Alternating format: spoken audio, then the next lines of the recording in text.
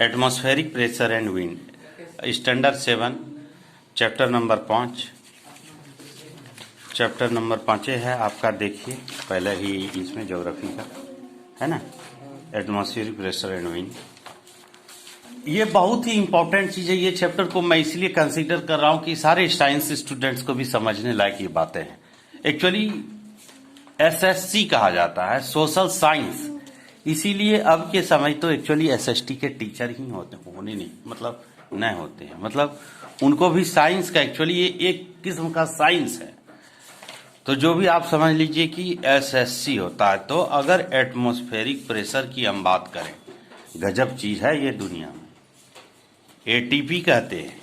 आपको अगर एक छोटी सी एक एग्जांपल दूं एटमॉस्फेरिक प्रेशर के कमाल का, तो आप आश्चर्यचकित हो जाएंगे कि आपका हवा पानी को फॉर्म कर देती है, एक निश्चित दबाव पर क्लाउड को फॉर्म बना देती है और आपके गांव घर में बारिश हो जाती है।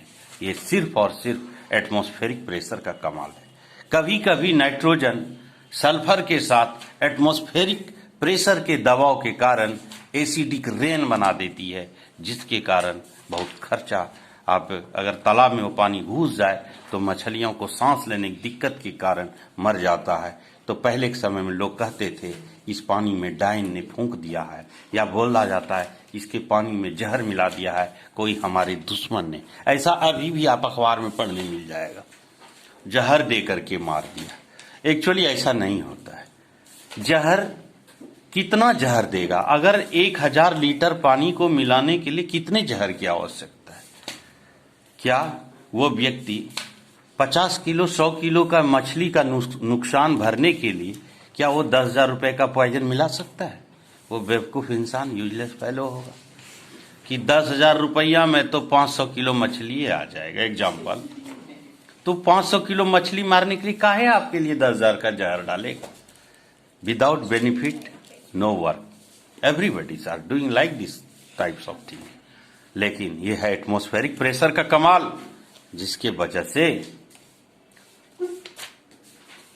एसिड बना, एसिड का फॉर्मेशन हुआ। और वो एक तो और इससे भी एक बड़ा एग्जाम्पल है जो आप समझ सकते हैं, carbon monoxide plus hydrogen gas. Hydrogen भी एटमॉस्फेयर में, यूनिवर्सल में एबंडेंट है, नहीं है, फुल पाया जाता है। पूरे यूनिवर्स में सबसे ज्यादा पाए जाने वाले एलिमेंट हाइड्रोजन है। यही हाइड्रोजन जब कार्बन मोनोऑक्साइड से रिएक्ट कर जाती है 300 एटीपी पर, देखिए 300 डिग्री एटमॉस्फेरिक प्रेशर पर और 300 डिग्री सेल्सियस पर, तो ये बना देती है मिथाइल अल्कोहल, जिसको मिथेनॉल कहते हैं, दारू। और जिसी पी करके आदमी अंधरा जाता है, आंख फेल हो जाता है, किडनी फेल, लीवर फेल, आदमी मर जाता है। वो मिथाइल अल्कोहल पॉइजनस सब्सटेंसेस। इसी प्रक्रिया को लेबोरेटरीज में किया जाता है। कितना जबरदस्त कॉन्सेप्ट है एटमॉस्फेरिक प्रेशर, आप समझ ही गए होंगे एक छोटा सा चर्चा में। हवा तो आप समझ ही रहे हैं, हवा का दबाव भी बहुत। आप और एक छोटा सा एग्जाम्पल मैं एटीपी का इसलिए देना चाहता हूं जो आपको और अच्छी तरह से क्लियर हो जाए। आप जमीन पर खाना बनाएगी आपकी मम्मी, आधा घंटा में अगर चावल पकता है, तो अगर आप पहाड़ के ऊपर चले जाएंगे यही चावल 40 मिनट में पकेगा। 10 मिनट टाइम ज्यादा हो जाए। क्यों? एटमॉस्फेरिक प्रेशर जैसे जैसे ऊपर जाते हैं कम होते चली जाती है। दबाव हवा का कम होने के कारण हीट से मौजूद फ्रैक्शन, लेटेंट हीट का निकलना काफी कम हो जाता है। हीट कम रिसीविंग होने के कारण खाना बनने में आपका अत्यधिक समय लगता है। ये सब भी क्वेश्चन अक्सर जनरल साइंस में पूछे जाते हैं। थोड़ा पॉज करना, पॉज। तो आगे देखिए, हम अब आपके बुक का थोड़ा विंड, हवा के बारे में भी आप समझ ही गए होंगे। जो blow blow the winter wind एक पोएम भी है। बहुत ही अगर मध्यम हवा चलती है इस गर्मी में तो काफी अच्छा लगता है। काफी तेज जब हवा चलने लगती है तो कहते तूफान आ गया, और बहुत तेज चलने लगी तो बस सब घर खिड़की दरवाजा बंद, तुरंत लाइट कट जाएगी, एक काम हो जाती है, क्योंकि एक्सीडेंट का खतरा बढ़ जाता है। तो ऐसा क्यों होता है? आप सोचें ये सारे चीज क्यों होते हैं? पता है आपको? एक सिंपल वे में gravity or the magnetic pull of the earth attracts the molecules, air and other atmospheric gases downward towards the ground. पृथ्वी का एक ग्रेविटेशनल फोर्स होता है, अट्रैक्शन फोर्स होता है, जिसके कारण ये दबाव बनाती है और हवा का दबाव तेज हो जाता है या कम हो जाता है। एटमॉस्फेरिक प्रेशर भी कुछ इसी के ऊपर बिलोंग करती है। हम ग्रेविटेशनल फोर्स के बारे में आगे की कक्षा में डिटेल से पढ़ेंगे। विंड सिस्टम में एटमॉस्फेरिक प्रेशर्स को आप पढ़ें। इम्पैक्ट ऑफ वेदर, वेदर भी बदलते हैं, क्लाइमेट चेंज हो जाते हैं। Weather forecasting, changes in air pressure give important clues in forecasting weather. जब प्रेशर, एयर का प्रेशर बदल जाता है तो वेदर का भी बदलना तय है, ये बात आप समझ लीजिए। Factors affecting atmospheric pressure. Number 1, altitude. The pressure exerted the atmospheric decrease with the height of और लैटिट्यूड।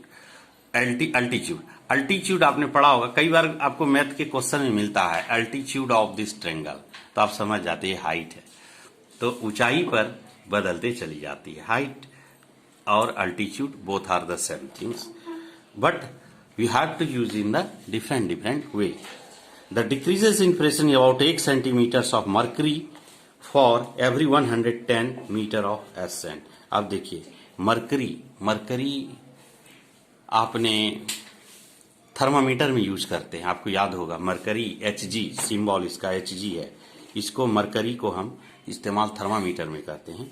1 सेंटीमीटर मरकरी को अगर हम थर्मामीटर में डाल दें तो वो लगभग 110 मीटर तक स्कैंट करती है। 110 मीटर तक के रेंज तक को वो डील करती है। आगे जाएंगे बढ़ेगा। आप ये समझ लीजिए कि ऐसे आप समझ लीजिए इसके गुण को, मरकरी के गुण को, इसको हम लोग मरकरी को एक्चुअली व्हाइट सिल्वर भी कहते हैं, ठीक है। एक तरह से ये एक व्हाइट सिल्वर भी होता है, काफी चमक होता है। रूम टेम्परेचर पर ये लिक्विड होता है, मेल्ट हो जाता, मेल्ट है ही, लिक्विड है। और आपके शरीर में जब इसको लगाया जाता है तो तुरंत 97 डिग्री सेल्सियस बता देता है, 97 फ़ारेनहाइट बता देता है, 97.5 फ़ारेनहाइट सेल्सियस को मेजरमेंट करता है। यहाँ आगे फोटो देखिए, जो समझ में ना आए फोन करिए, व्हाट्सएप में कमेंट कीजिए और आप यूट्यूब में कमेंट कीजिए। चैनल को जरूर सब्सक्राइब कर लीजिए ताकि देखने में हमको बार बार बोलना ना पड़े। टेम्परेचर, तापमान, atmospheric pressure decreases with increases इस टेम्परेचर। जैसे जैसे एटमॉस्फेरिक टेम्परेचर डिक्रीज होता है टेम्परेचर बढ़ते चला जाता है। This is because when the temperature rises air expanded. ऐसा इसलिए होता है, तापमान बढ़ने से हवा फैलती है ना, गर्म हवा ऐसे भी तेजी से ऊपर की ओर उठती है, यही कारण है। Measurement of pressure, the force exerted by the vertical column of air per unit area is called the atmospheric pressure कहते हैं। प्रेशर बराबर वॉल्यूम बाय एरिया, न रे, force by area, volume by area. Pressure का formula होता है force by area, ये ज्यादा सुटेबल है, ठीक है। वॉल्यूम बाय एरिया को भी इस्तेमाल करते हैं लेकिन थ्रस्ट के लिए करते हैं, ठीक है, थ्रस्ट के लिए। इसको नापने के लिए एक मशीन आती है, बैरोमीटर। देखिए ये है, ये यहाँ फोटो दिखाई बैरोमीटर का, नीचे ले जाइए, जूम करके दिखाइए, फोटो दिखाइए बैरोमीटर का। ये है हमारा बैरोमीटर, ये हवा के प्रेशर को नापती है। ये आपका वर्ड्स प्रेशर शेल्ड्स है। ये डायग्राम को गौर से देखिए। पोलर हाई, सब ट्रॉपिक हाई, सब ट्रॉपिक हाई इसी के अधीन करते हैं। इक्वेटर लो प्रेशर बेल्ट पे सब ट्रॉपिकल हाई प्रेशर बेल्ट, सब polar low pressure belt, polar high pressure belt. जैसे जैसे ऊपर जाते हैं, आपको जैसे जैसे ऊपर जाइएगा क्या होगा, गर्मी बढ़ेगी। आप पृथ्वी से जैसे जैसे ऊपर जाइएगा गर्मी बढ़ेगी, फिर एक समय ऐसा आ जाएगा ठंडी हो जाएगी। जैसे पूरा बहुत ऊपर चले जाएंगे पूरा कोल्ड हो जाएगा, यूनिवर्स कोल्ड है, ठंडा है। गर्म रहेगा तो क्या होगा, सब फूट फाट जाएगा, नहीं होगा। आपके पेट में खाना चबा के डालते हैं, क्या होता है, खाना पक जाता है गर्मी से, है ना। इसीलिए तो हम लोग कहते हैं respiration is a chemical changes. ऐसे ही जब ऊपर जाएगा ज़्यादा गर्मी होगा, एक्सपेंडेड होगा, कोई भी चीज़ गर्म होगा फैलेगी, फैलती है। आपका जब पेट में खाना डालते हैं, छोटा सा हाथ है जे शेप का अंदर, तो आप 4-4 किलो, एक 28 पूरी खाने वाला एक व्यक्ति भी स्टूडेंट था NN इंटरनेशनल में, जो 28 पूरी को खाया, तो 28 पूरी खाया, खाते चला गया, पानी पिया, फिर वो एक्सटेंडेड होते गया, गर्मी मिला, फैला, अंदर का जो जे शेप थैली स्टोमक फैला, तो खाना को एडजस्ट किया, है ना। तो वो एटमॉस्फेयर जैसे जैसे हीट बढ़ेगी खाना फैलेगा, हैं। चावल देखते हैं, छोटा सा दाना डाल देते हैं कुकर में, फैल करके भर जाता है कढ़ैया, है ना। सारा काम इसी तरह का होता है। जैसे जैसे आप ऊपर जाएंगे आसमान से, गर्मी बढ़ते चली जाएगी और आप फैलते चले जाएंगे। हवा, हवा तो समझ ही गए होंगे कि कितना तरह से खतरनाक है। एनीमोमीटर से इसको मेजरमेंट करते हैं, हवा के दबाव को, इसका एटमॉस्फेरिक प्रेशर को बैरोमीटर से, हवा एनीमोमीटर से।